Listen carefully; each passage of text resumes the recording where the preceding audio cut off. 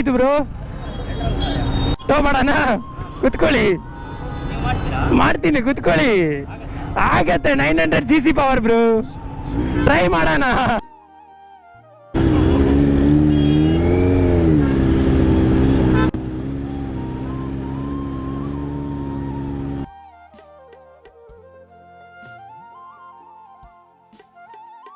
ನನ್ನ leg lock ಆಗಿದೆ.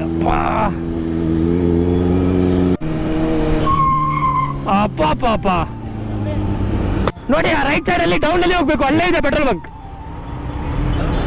ಬನ್ನಿ, ರೈಟ್ ಅಲ್ಲಿ ಬನ್ನಿ.